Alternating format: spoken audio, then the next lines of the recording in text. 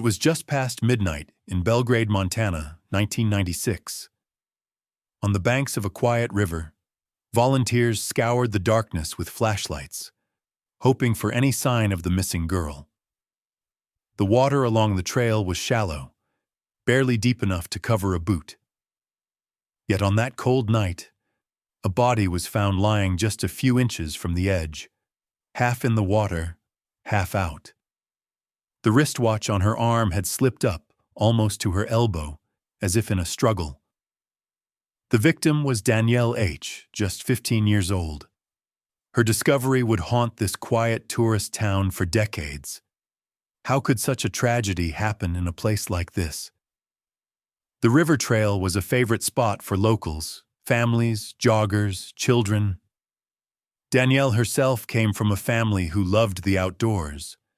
Her parents worked as ski patrol officers, dedicated to keeping others safe. Danielle was bright, ambitious, a straight-A student with dreams of studying bioengineering and medicine. She had her whole life ahead of her. To the people of Belgrade, everything seemed ordinary, even perfect, until that night. But as investigators would soon learn, appearances can be deceiving. The peace of this mountain town would be shattered by secrets lying beneath the surface. On that night, the temperature dropped close to freezing. The discovery of Danielle's body wasn't the end of the story. It was only the beginning. What really happened on that river trail? And if this was just an accident, why were there so many questions left unanswered? To truly understand the weight of what happened that night, we need to step back to the rhythms of daily life in Belgrade, Montana, in 1996. Tucked away in the foothills, Belgrade was a picture of small-town America. Neighbors greeted each other on the street. Tourists came for the ski slopes and stayed for the sense of peace. Crime was rare.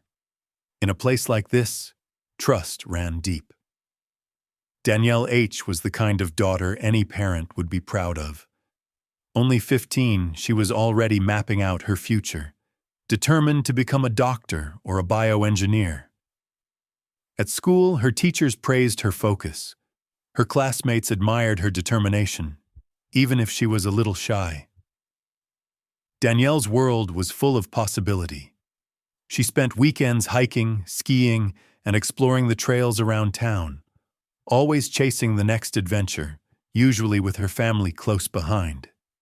Her parents, both members of the local ski patrol, had chosen lives devoted to helping others. They'd taught Danielle to respect the mountains, to prepare for the unexpected. The outdoors were supposed to be their sanctuary, but beneath the surface, cracks were starting to show. That spring, Danielle had become more independent. She wanted to walk the river trail alone, to test her own limits. Her parents agreed. After all, what could happen in a town like this? But no one could have predicted how quickly safety could turn into tragedy. In a community where stranger danger felt distant, the question lingered. Was anyone really prepared for what would come next? Or had the comfort of routine blinded them to the dangers that lay, quietly waiting, on the river's edge? Looking back, it's easy to wonder. Were there signs that something was wrong? At first glance, Danielle's final day seemed unremarkable. Yet, as the investigation would later reveal, the events leading up to her disappearance contained subtle warnings that no one recognized at the time. It began with the simplest of plans. Danielle was supposed to take a walk along the river trail, just a short loop, and be home by 2 p.m. She left at 11:30 a.m., telling her mother she'd be back before lunch. The sky was clear, the air crisp, and nothing seemed out of the ordinary. But as the hours passed and Danielle didn't return, unease began to spread through her family. When her mother went to the parking lot near the trail, a chill ran down her spine. Danielle's white car was still there, the door unlocked, keys dangling from the ignition. A water bottle lay discarded along the path, as if dropped in haste. These weren't the actions of a girl simply out for a stroll. Something felt off. Yet, despite these unsettling clues, the initial response from local authorities was surprisingly calm. The sheriff's office quickly suggested the case was likely an accidental drowning, a tragic misstep on a slippery bank. But that theory didn't explain why Danielle's belongings were scattered, or why her watch was found pushed up to her elbow. Nor did it explain why the car door was open, or why there were unexplained marks on her wrist. If this was an accident, why did so many details defy logic? And if it wasn't, who or what had Danielle crossed paths with in those missing hours? Sometimes it's the smallest anomalies that hold the biggest answers. But in Belgrade, those warning signs were nearly overlooked, setting the stage for years of questions and decades of regret. April 5th, 1996. It began like any other day, with Danielle leaving home at 11:30 a.m. Her plan was simple: a walk along the river trail, a place she'd explored countless times before. She promised to be back by 2:00 p.m., a promise she never kept. As the hours slipped by and Danielle failed to return, her mother's worry deepened into dread. By late afternoon, panic took over. She drove out to the river's edge, heart pounding, eyes scanning for any sign of her daughter. That's when she saw it. Danielle's white sedan, still parked, keys left behind. The car door was unlocked. Nearby, a water bottle and keys lay scattered on the ground, as if dropped in haste or during a struggle. Each detail seemed innocuous on its own, but together, they painted a picture of something very wrong. By nightfall, a search party had formed. Volunteers armed with flashlights scoured the riverbank, calling Danielle's name into the encroaching darkness. The temperature dropped rapidly, hovering just above freezing. Hours stretched on with no sign, until, finally, a beam of light caught a pale shape by the water's edge. Danielle's body lay half in, half out of the shallow water, only centimeters deep. Her wristwatch had slid up nearly to her elbow. It was as if she'd reached out, fighting for breath, clawing for the shore, but had never made it. The question burned in everyone's mind. How could a strong, athletic girl succumb to such a shallow stream? If this was an accident, why did her last moments seem so desperate? While police moved quickly to declare an accidental drowning, the evidence at the scene suggested otherwise. What had really happened in those missing hours? Had Danielle simply slipped? Or had she encountered something or someone who would change the course of her family's life forever? At that moment, the answers were as murky as the cold, dark waters of the river. But for Danielle's family, the nightmare was just beginning. In the days following Danielle's death, Belgrade was awash in grief and confusion. The official line from the sheriff's office remained unchanged: accidental drowning.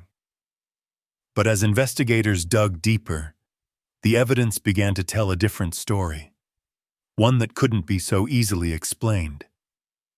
First came the forensic report. Danielle's body bore scratches and bruises, inconsistent with a simple fall into the river. Most disturbing of all, her clothing had been disturbed, her underwear pulled down. Forensic technicians found traces of a foreign male's biological material, as well as a few coarse arm hairs not belonging to Danielle. These discoveries pointed to an assault. Yet, with DNA analysis in its infancy, all investigators could extract was a partial profile. Not enough for a match, not enough for justice. Nearby, a set of large, muddy footprints, clearly from a man's shoe, were found leading away from the water's edge. The position and pattern suggested someone had fled the scene in haste, but without cameras along the trail, there were no witnesses to confirm what happened. Interviews with locals revealed little. No one reported seeing Danielle with anyone unfamiliar that day. As for the crime scene itself, troubling questions remained. Danielle's watch, found high up her arm, hinted at a struggle. Her keys and water bottle, discarded along the path, suggested panic or a desperate attempt to escape. And yet, despite this mounting evidence, authorities were slow to pivot from their original theory. In fact, some elements of the case file, including early forensic findings, were kept from Danielle's own family, deepening their heartbreak and sense of betrayal.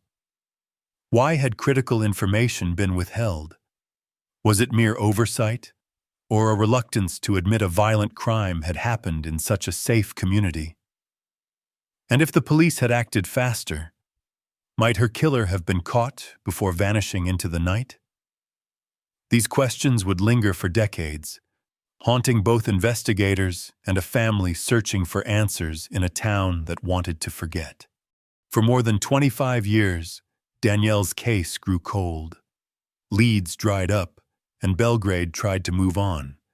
But for Danielle's family, every day without answers was another day justice had been denied. Her memory lingered in the hearts of those who loved her, a wound that time could not heal. The files sat in the evidence room, gathering dust, waiting for a second look. Would anyone ever find out what truly happened on that riverbank? Then, in 2023, something changed. Advances in forensic technology meant that old evidence could finally speak. The original biological samples were re-examined, this time using next-generation DNA analysis. For the first time, investigators were able to extract a complete genetic profile from the evidence found on Danielle's body. This full profile was uploaded into a national genetic genealogy database, a tool that had helped solve dozens of other cold cases across the country. Almost immediately, there was a breakthrough. The profile returned a perfect match to a man named Paul Hutchinson. Decades earlier, Hutchinson had voluntarily submitted his DNA to an ancestry service, never suspecting it would connect him to a decades-old crime. Investigators quietly began to build their case. They obtained a new, direct DNA sample from Hutchinson, comparing it to the evidence from 1996. The result? An exact, unequivocal match. Faced with the mounting evidence, Paul Hutchinson was brought in for questioning.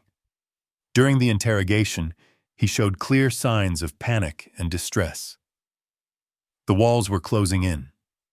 The next morning, before charges could be filed, Hutchinson took his own life. It was a shocking turn, one that left investigators and Danielle's family with a mix of relief and sorrow. Finally, the truth had emerged from the shadows. But in solving the crime, a new set of questions arose. Why had it taken so long? And how many more answers were still locked away, waiting for the right eyes and the right tools to uncover them? With Paul Hutchinson's death, the case of Danielle H. finally reached its grim conclusion. The DNA evidence was conclusive. Law enforcement officially declared Danielle's death a homicide, closing the file at last. But for her family, and for the community of Belgrade, closure came at a steep price. The announcement sent ripples through the town. For decades, people had clung to the idea that Danielle's death was a tragic accident, a moment of misfortune in an otherwise safe place. Now, they faced a far harsher truth. A predator had walked among them, undetected, for nearly 30 years. Some in the community wondered, if only the evidence had been handled differently from the start, might the outcome have changed? Might there have been justice, years earlier, when it could still have made a difference? For Danielle's parents, the answers were bittersweet. On one hand, the mystery that had haunted them was finally resolved. The shadow that lingered over her memory could now lift, just a little. On the other, the revelation brought no comfort, only a renewed sense of loss. They had spent decades mourning in uncertainty, denied even the small solace of knowing the truth.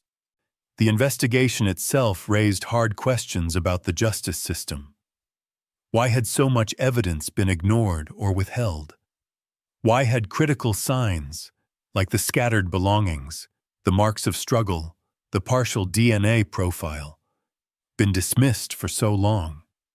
In Belgrade, people grappled with the realization that the desire to protect a town's reputation had come at the cost of real justice.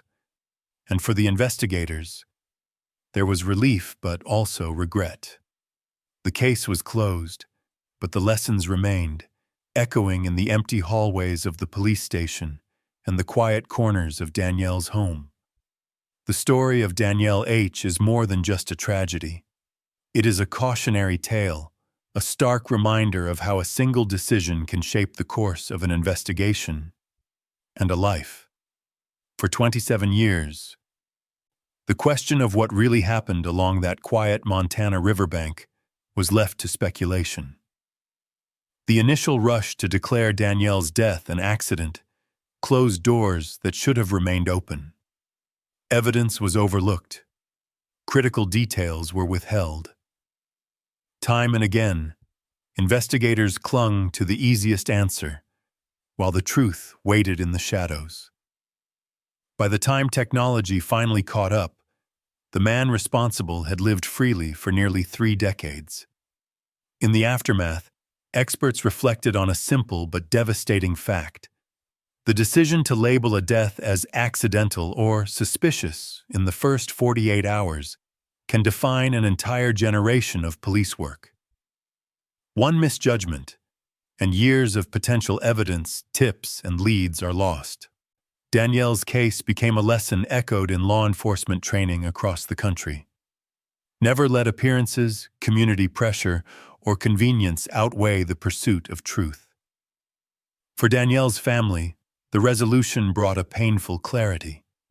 They would never have their daughter back, but they could ensure her story was told.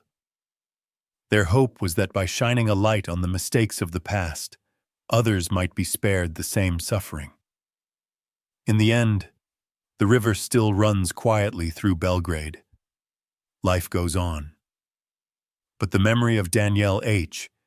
and the cost of getting it wrong lingers.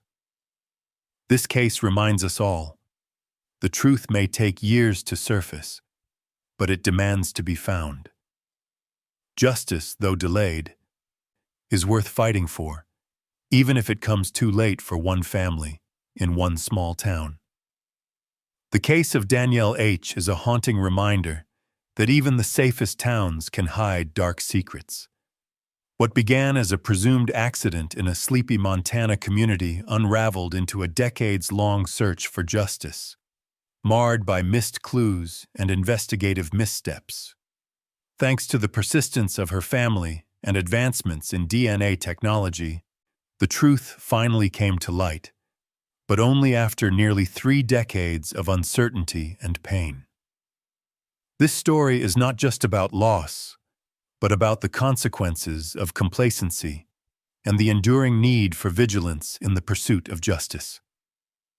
If you believe every victim deserves their story told, and every family deserves answers, don't let Danielle's story fade into silence. Like, share, and subscribe for more real-life investigations, so that together we keep the search for truth alive. Your engagement helps shine a light on the cases that matter most. Justice delayed must never mean justice denied.